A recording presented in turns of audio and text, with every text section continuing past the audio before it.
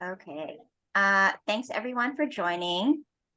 I only have one screen with me on my laptop, so if a chat pops up or anything, just let me know. And if anyone has questions, yeah, feel free to just unmute yourself or put your question in the chat, and then um, we'll get to questions at the end. So yeah, so today, as you all probably know, we're gonna talk about how to implement digital ads, specifically on Facebook and Instagram. So other ways that you can put ads online are like Google, YouTube, all the platforms. But today we're going to focus on Facebook and Instagram. Or uh, as of, I don't know, a year or two, the new name is Meta.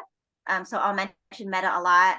Meta is like the parent company of both Facebook and Instagram. So just FYI on that. And then I'll introduce myself. If you haven't met me yet, I'm Eileen. I'm the communications and marketing lead at Droppy. And yeah, if you have any questions at all about content marketing or communications, you can ask me after this training.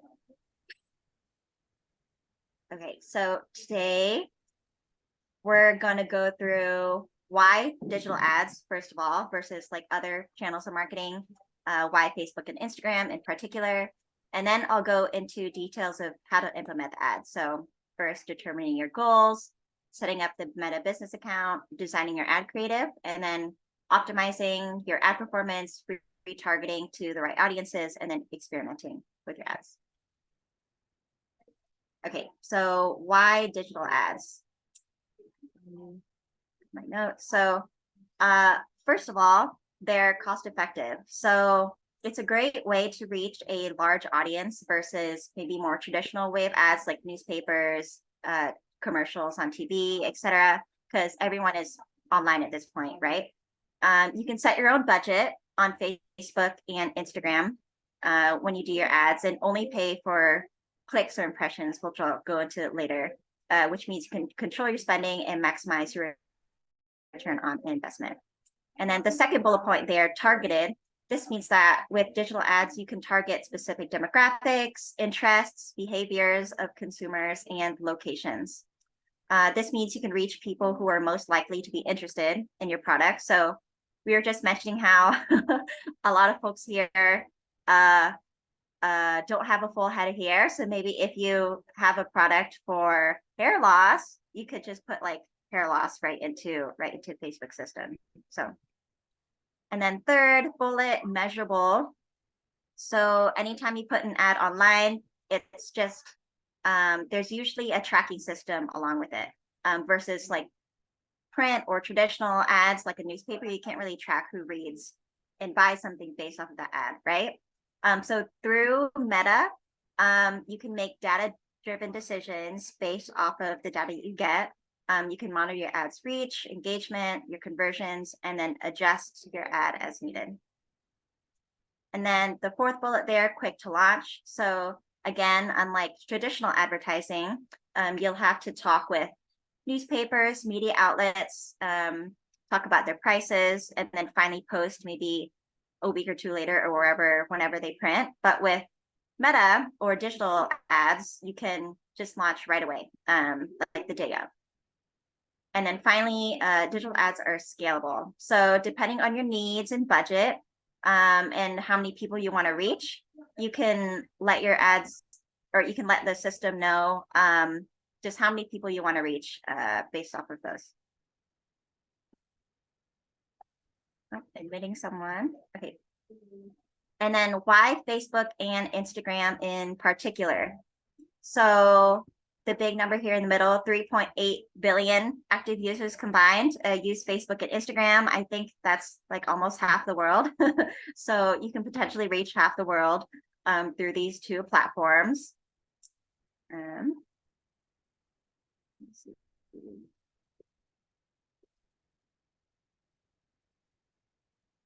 Yep. And then second bullet is targeting options. So I already mentioned targeting, which basically means you can reach the audience that you want to reach based off of the products and services that you provide.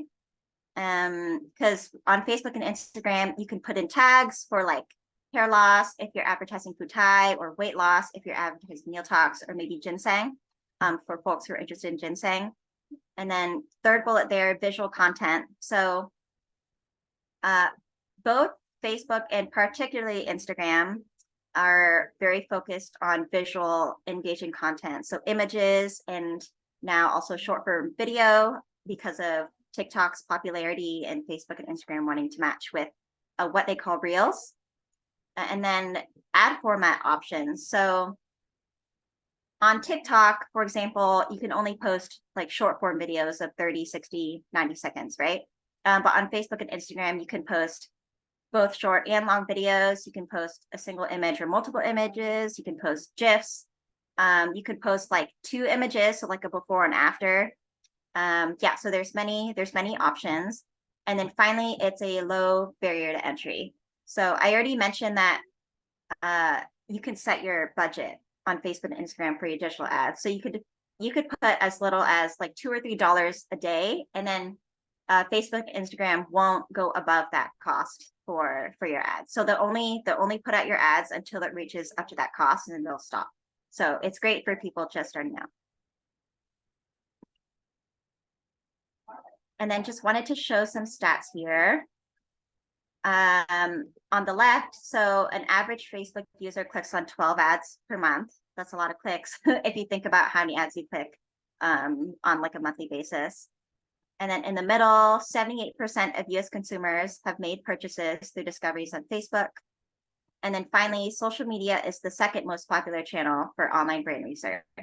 So I tried to look for the first most popular channel, but I couldn't find it for some reason. But I'm guessing maybe word of mouth, search engines, online marketplaces like Amazon, for example. But social media is definitely up there because everyone's looking for like testimonials or reviews and what people in their community are using. And then some stats on Instagram. 44% of people surveyed use IG to shop weekly. 72% of users make purchasing decisions based off of the IG content they see. And then finally, IG users spend on average around $65 per checkout cart versus Facebook users spend on average $55, which I think is still pretty high because I saw stat Twitter users use like or buy 30 to 40 per checkout cart. Okay.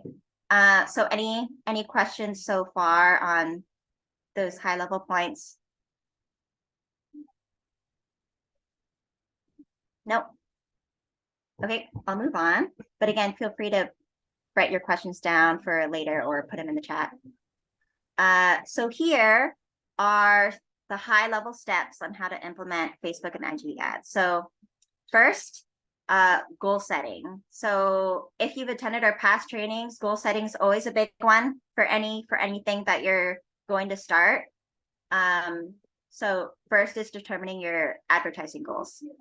Second is setting up your Meta business account. So I mentioned that Meta is the parent company of Facebook and Instagram. So they have one business account to where you can control all of your ads, your ad spending, look at your ad performance and all of that. So within the Meta business account, you can create your ad campaigns, you can set your budget and schedule for posting ads, and you can create your ad sets within each campaign. Third high level step is designing and publishing your ad creative. So ad creative is basically a phrase that encompasses your visuals. So whether it's an image or a video, your copy, which means like the description and headline that goes along with your visual, and your format. So like image or video. And within this step, I have researching your competitors, which you can do on Meta's ad library, designing your ads, and then finally publishing it through the Meta business account. And then fourth is monitoring your ad performance, retargeting to the right audiences, and then experimenting with your ad creative. So these first steps, you can basically cycle. So after you publish your ads and then look at the data, you can go back to your goals and see like, am I meeting your goals? Do I need to adjust my goals in like a couple months? You can design more ad creative based off of your performance and then etc. Okay, so now I'll go into each step. First, so determining your advertising goals. If you've attended our past courses on goal setting, you might know about setting SMART goals. So SMART basically stands for, I don't know off the top of my head, but you can look it up. I don't know off the top of my head, but it's basically making sure your goals are quantifiable. So having numbers in there. For example, you can say in 3 months off of my ads, I want to make $5,000 in sales, for example. Or you can say, I want to make 20 sales through my ads, and then maybe like 10 through organic means. Yeah. So here's some examples of goals you can set. You can make profit through your ads, increasing brand awareness. Your ads could generate leads for you if you're trying to recruit more folks into your team. Your ads could direct people to your website or the affiliate link that we just launched.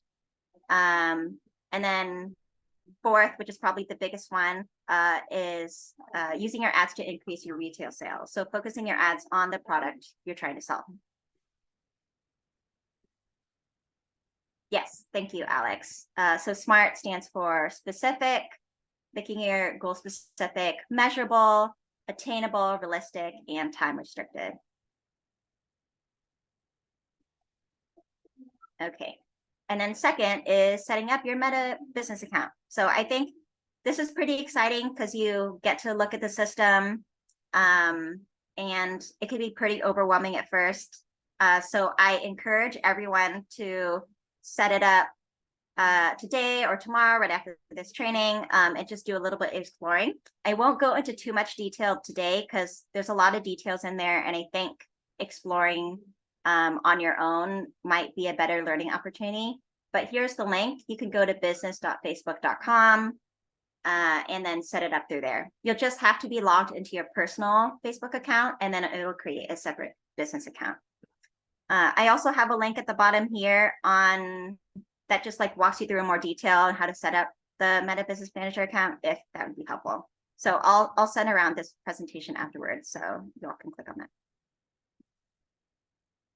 Yeah, so then some screenshots just to show what it'll look like after you set up your account. As soon as you set it up, Meta will lead you to what's called the Meta Business Suite. And here you can look at all of your pages connected to your business. So if you have a Facebook page, you can look at like how many people visited your page, how many people sent you messages, how many people submitted themselves as leads. You can also do the same thing based off your Instagram account if you have an Instagram business account. So it's a good page to see everything at once, and I encourage you to like bookmark it. Yeah, you can see this is an example of the Droppy USA business account. So you can see how many likes we have, how many followers. On the left here, inbox messages, ads. You can access your ad manager through here, and etc. And then this is a screenshot of the Meta Ads Manager. So this is where you'll do all your ad tasks. So I have circled here ad campaigns. So for example, you might do one campaign focused on brand awareness. So you'll label your campaign brand awareness, and then you'll create ad sets within that campaign. So each row here is a different ad set, which basically means like a post. Yeah, and then you can see data, for example, if it's pending Facebook's review, if it's active, reach, so how many people have looked at it, impressions, how many people I think have stopped and wait, I think impressions is how many people have reached or have looked at it, and then reach is like how many people have clicked and watched it. Cost, budget you set, amount that's been spent on it already, and then when you schedule it. So not going to go into too much detail here because again, I think it'll be good for everyone to explore on their own. And then for exploring on your own and doing that, I have 2 links here. So feel free to watch these videos right after. I think they go into really good detail, and you can do you can watch them and set up your ads manager at the same time. right? So third, after you set up your Meta Business account, is researching competitors to help you create your ads. So this is the link to Facebook's ad library, facebook.com/ad/library. And here's like kind of the top of the screenshot here. And then here you can see all of the ads that other people have posted onto Facebook. So I think this is a great way to see what other people selling your product or other people in e-commerce have out there, because it can really help you if you've never created an ad before. It can really help you like visualize how other people do it and how you want to do it differently. And then finally, after you look over all your competitors and you get an idea, is going into designing your ad creative. So this step could actually be its own course. And if anyone's interested, then please let us know in the chat or in the agent's chat if you'd like this as a separate course. But here's just like a quick how-to. So there's several parts to designing your ad creative. First is the format. So that's like whether it's a video or images or like a GIF or something else. I would actually recommend short video, so 30 to 60 seconds long. Right now, platforms are just moving towards short video. One, because of interest, right? Like TikTok has been huge, and potentially TikTok may be banned. We don't know yet, but Facebook and Instagram have also been upping like their Reels content and pushing people to use Reels more. So even if TikTok does get banned, you still can use Facebook and Instagram ads or Reels, I mean. And then images is fine. It depends on really what you're selling and how you want to sell it. Like for example, a before and after picture of selling like the Fu Tai shampoo. So one is like hair loss, and then second is like the hair is grown in. I feel like that could be really engaging because people see right away the before and after. But if you don't know where to start, then I think doing a short video is best, because then you can take advantage of people on Reels and watching videos. And then the third bullet there is whether you feel like you want your ad on the newsfeed of Reels. So like I said, platforms are really pushing people towards using Reels. So I would really recommend Reels for one, more reach.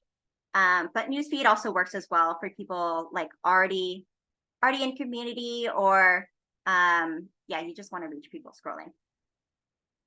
And then second here is thinking about visuals. So just some tips, making sure that it's really creative and dynamic.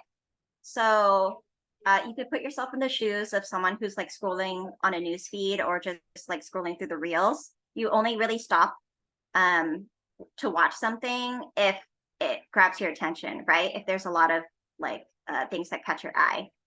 And then second bullet there are captions. So a lot of people do watch videos or scroll in their news feed with the sound off. Maybe they're in an environment where they can't listen to sound or something. And so if there's words there, they're more likely to be engaged and read, even if their sound is off.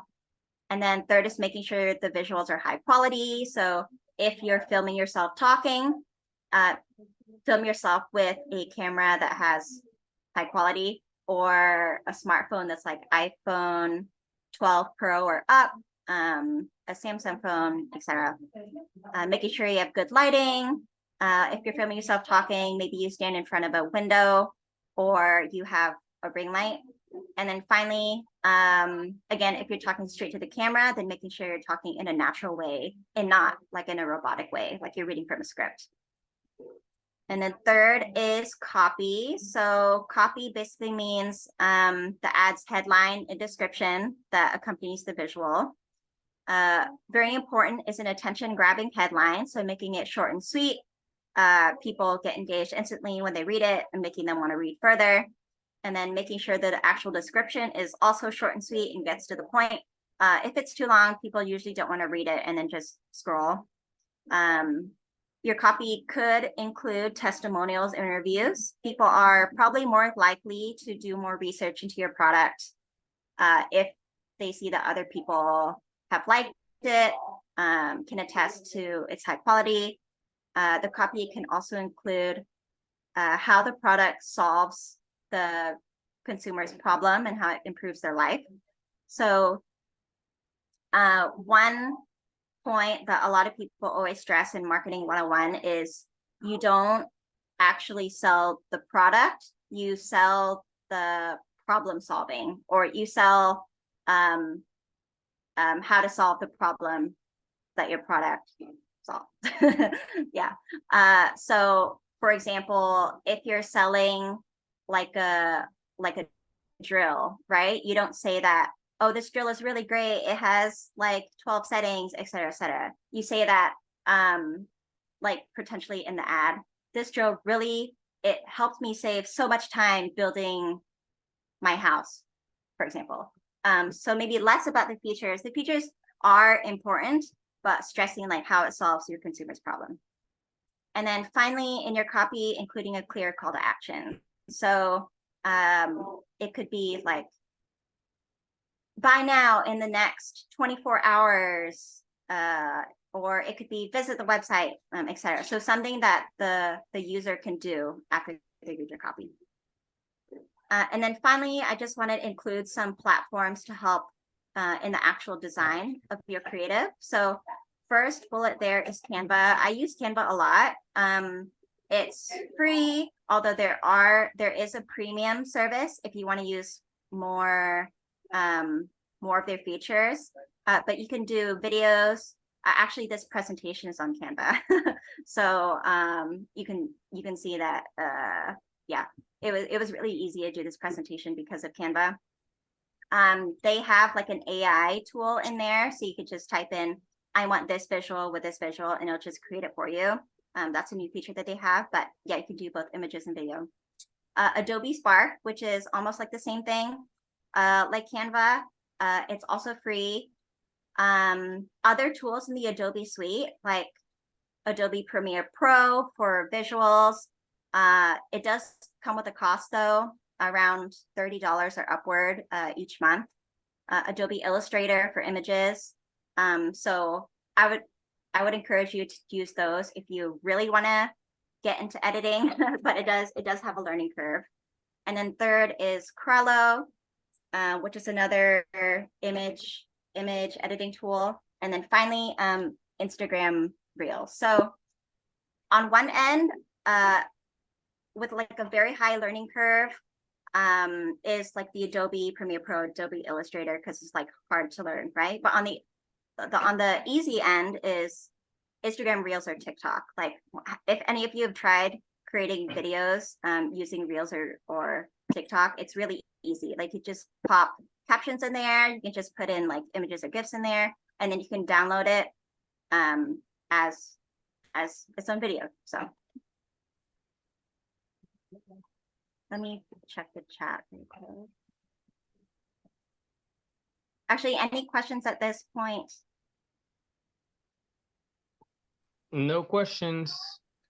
Billy, how do you get it for free? Can you share that? I think he's talking about Canva.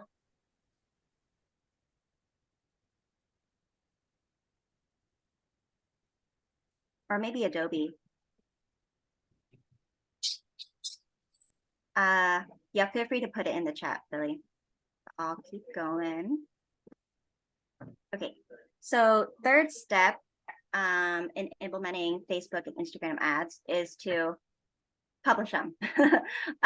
So yeah, first, you should preview them in the format that you're going to publish it. So here on the left, you can say the ad or the pictures in the news feed. You can see how it looks in the news feed. Second here is reel. So making sure your reel is like the full phone screen. And then third, Instagram also has a shop in there. If you use that, seeing how it looks. Yeah, and then finally publishing it using Meta Ads Manager.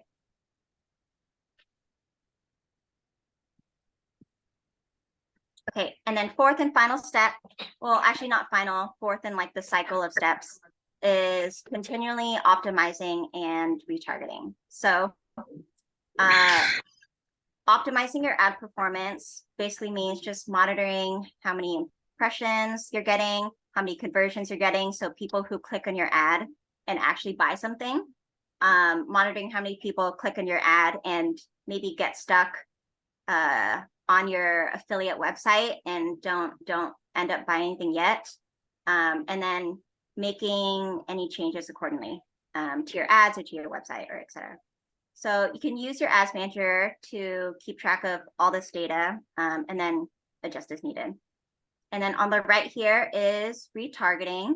So you can use Facebook and Instagram's retargeting features to show ads to people who've already interacted with you before. So this could mean people who've already visited your website, people who've liked or commented or shared your social media posts, but haven't actually bought anything, or people who liked or commented on your previous ads and didn't buy anything. So you can target them again with new or old ad content.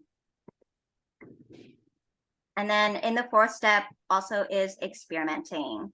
So I say here A/B testing. So just to clarify what that means, let's say you post an ad with like a headline, copy, and a video, right? And you want to test, maybe you think, oh, I'm using the word hair loss in the headline for this, but I'm wondering if hair health or hair nourishment works better. And so you could do A/B testing within Meta's Business Manager, where you post both ads at the same time, or you publish both ads at the same time, but you only change the headline and change that one word from hair loss to like hair health. And then based off of which ad works better, you now know the wording that works better to get you more sales. Yeah, so both Facebook and Instagram offer options for that A/B testing. And then you can definitely experiment with many different formats. So you could change out the video, you can change out the copy to find out what works best. But one thing you need to make sure you do is only change one thing at a time. So if you change both the headline and the video while you're doing testing, and then that one works better, you don't really know if it was because the headline or the video or both. So changing just one thing at a time. Yep, so that was the high level run through. I just wanted to show everyone that's on the digital marketing team. So of course there's me.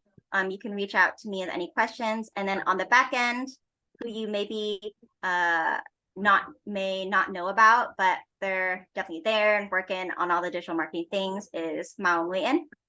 He's the digital marketing manager. And then Ngọc Mai, who's new and is the digital marketing executive.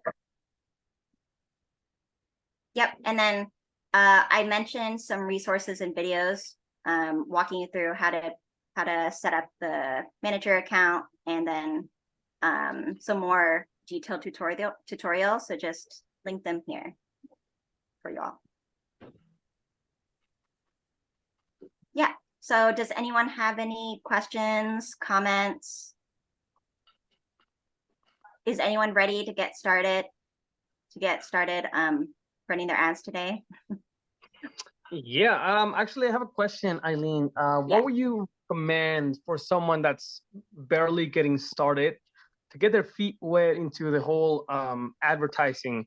What would you think would be a good estimate for a budget just to get one campaign and see how everything works? Do you think $10 is enough? 15, 20? What would you say?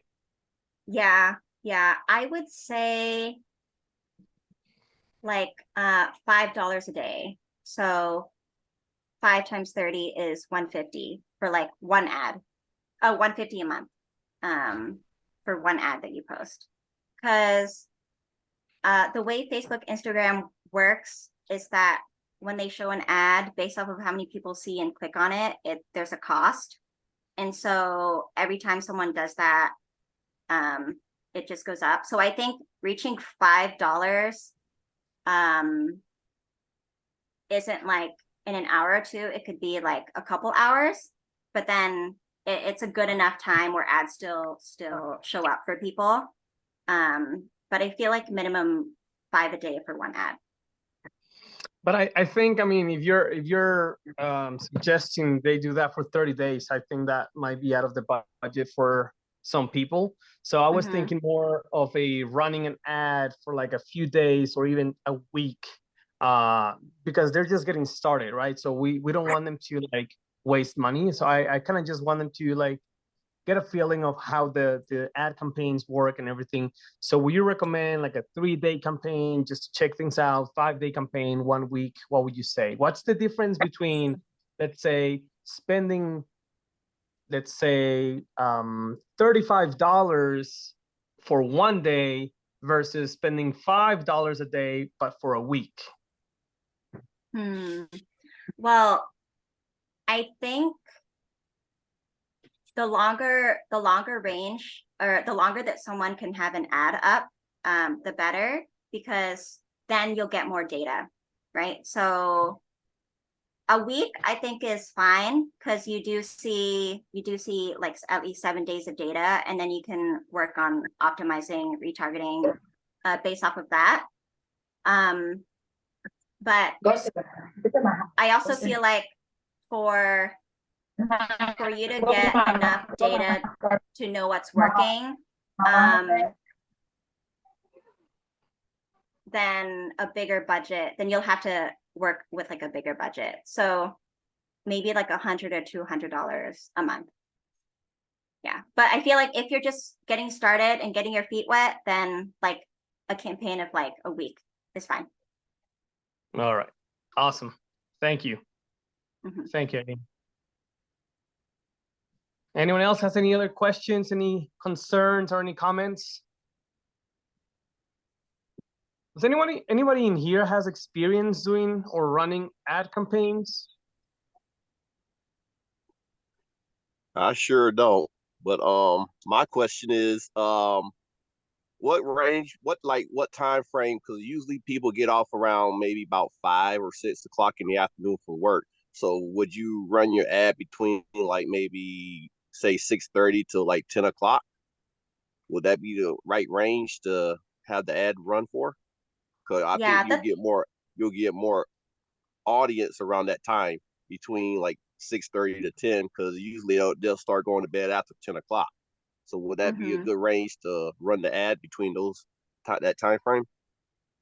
Yeah, that's a good question. Actually, Facebook and Instagram, their AI and platform already works all of that out for you. So when you schedule an ad, you'll say that it'll start running whenever, like at midnight tonight.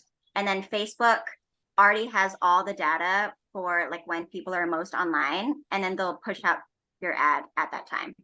So you don't actually have to worry about that. Facebook will do it for you. And Cool let beans. me jump from that and add to what you said, Eileen. Most of the campaigns they can run for a minimum of 1 day, so 24 hours, right? So it doesn't really matter if you run the ad right now or later. It's still gonna cover whatever period of the day where people are like most online, Hmm. like I mentioned, based on the AI. And secondly, just a heads up, just because you create an ad and you try to run it right now, it doesn't mean that it's gonna run automatically.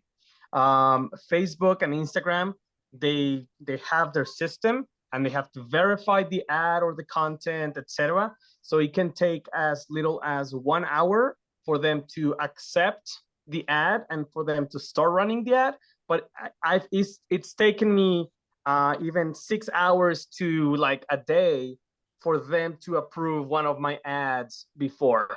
So just because like let's say that you want to post an ad at 6 p.m., you can't really know whether or not it will start running at that time. Does that make sense? Yeah, that makes sense. Yeah. Actually, Alex, what was your experience with running those ads? You want to talk more about that? I used to run ads for my business when I was in Vietnam. Whenever I had my travel agency, so I ran ads for like tours, specifically helicopter tours. Um, I personally found out that using images rather than videos attracted more leads. When you run an advertisement with a video, it's always going to be more expensive, right? And if the video is not engaging or it's not of high quality, people will start losing. If your video, let's say that it's 1 minute or even 2 minute long, Facebook is gonna give you a percentage of how many people actually watch the video. So it'll tell you, for example, after 10 seconds or after 15 seconds, 15% or 20% of the people, they stopped watching your video. Or it tells you only 30% actually watched the entire video. So running ads with videos for me was tricky. I didn't really do well, but sharing flyers and images that had high quality, that they have what we call a hook, is gonna have something that attracts people, right? It drives their attention so that they can click on the ad, right? And then there's a difference between impressions, which means the people that actually saw the ad, and interactions, where people actually clicked or they left a comment, etc. And then the more interactive your ad is, the more people will actually see the ad. So it's always a good idea, if you're gonna start running an ad, to talk to your top 10 friends or your relatives, your family members. And if you can get 10 to 15 people to, as soon as the post is shared, to go and like the post and to leave a comment. Now, I usually tell people to leave a long comment that has at least like 5 or 6 words in the comment, versus just like, yeah, or good job, or whatever. The longer the comments and the more comments, the higher the interactions of that post. So it's always a good idea to rely on your personal network just to get things started. And that being said, we also have Dropies community, so we can try to help out each other, right? And we can share when someone is creating an ad or a post, you can share it into the community group, and then everyone else can go and like it and leave a comment. Mm-hmm. Yeah, those are great points, Alex. Your comment about commenting more on the ad reminded me of this video I watched where this startup started doing comment farming. So they would get someone to comment, and then they would reply with something controversial, and then people would get riled up and like argue back. And so there'd be like a thread of 10 comments, and so that would push the ad out to more people. Not that we recommend that, but it just shows that more interactions, the better, because Facebook will see, oh, this ad is really engaging, we'll push it out to more people. And not only that, but also you replying to your customers or your leads' comments, questions, and concerns. So that's also always good, to try to be responsive and answer if they have any comments or any questions, then try to get them, reply to them as soon as you can. And also, most people, they think because you're able to show your ad to a wider number of people, your ad is going to be more successful. What I found out the hard way after spending a lot of money into ads, the more you target your audience, the less number of people will see your ad, but those people will actually be interested on what you are showing them. So for example, I was showing the helicopter tours, right? And sometimes one of my posts, it would get to 10,000 views.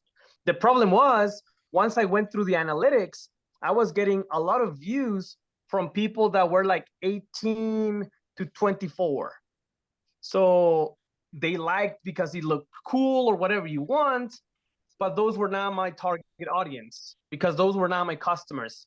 People that are 18, 20, 22 years old, they don't generally have money to go out and pay for a helicopter tour, right? So at the end, I changed my strategy and I started doing what they call target audience. So you target very specific what people like and the age group, the demographics, and the deeper you go, the selection or the amount of people that will actually see your ad will reduce, but the quality of the leads will increase exponentially. So Hmm. focus on finding the right target for your audience. Like Eileen mentioned, if I'm gonna start paying advertising for shampoo and anti-hair loss products, it doesn't really matter for people that are bald or they're not interested. They don't have that problem, right? So I will Right. target people that actually have a hair loss problem because I have the solution to that problem. So Right. something to consider, guys. Yeah, great points. Also, your point about images working better, that's also a good point. I did mention that nowadays, like the platforms are pushing for short form video, but really it's whatever that works for your business and your product. So you could just keep testing what works better for yourself. Creating videos does take a lot more time than images, and it's more expensive, and there's more factors like how many people watch it, et cetera, et cetera. So sometimes image is the best way to go because you can just put it right up there. And yeah. Correct. Okay, my actual question is for the products that that we have right now that we're selling or trying to try to sell right now. Those items, are they like have like certain ages that we particular sell towards, or is it just a mixture? It's definitely a mixture. And yeah, depends on the product. If you have a specific question for one of them, then we can always ask our supplier. Like, for example, the supplements, I feel like things that you ingest into your body usually have like kids can't eat or something. But yeah, we can look into that if you have a question about a specific product. Yeah, Okay. let me build on that because yeah, each product is gonna have a very specific audience, and that goes along with age and sex as well. You're not gonna be advertising mascara to male, right? So to guys, right? So you will try to target female between whatever age range that you're trying to target. Same for even supplements or anti-hair loss products, right? That's usually the older generation that will be more interested into taking those products. So yeah, it will depend specifically on each product, and we can work closely with the supplier as well so that they can tell you more or less what are the demographics for their audience for that particular product. Right. And usually in the matching meetings, they'll go over something like that. And you can also ask them during those meetings too. Yeah, one thing I want to add is also sometimes you just don't know. So you can at the beginning when you run your ads, you can just set all the demographics as like all, and then look at your data after like a week and see, oh, I see there's like a huge range between 18 and 30. I thought it was going to be 50 to 60, and then adjust accordingly. So you can always just yeah, leave it general at the beginning and then see after. Okay. Any other questions, thoughts? One more comment. There's a section for when you're targeting audience. You can target what people liked. So if you have a particular product, if you target that people liked similar items or they have similar interests, then you will be focusing on those specific people that are aligned with that particular product.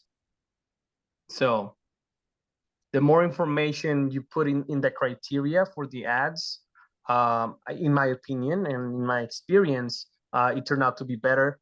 But like Eileen said, it's always good to start broad and then see what is actually working, because that is a really good point. Sometimes you think that you have the right audience, but sometimes you're not right. So it's always good to do a little bit of market research and see what works for you. Also with location, I try to target specific locations of metropolis areas. So like the bigger cities, right? So I would go in Texas, I would go with Dallas, Houston, San Antonio, Austin, El Paso. And then I would go with some other cities where I know that they're like dense in population. So I hope those tips help you guys. Yeah, great tips. Okay, well, if anyone else has any questions, you can just pop it into the Facebook agents chat or message me directly. Well, thanks everyone for attending. All right. Thank you, Eileen. Thank you for the great presentation. Anyone has any other questions, any other comments before we finish the meeting?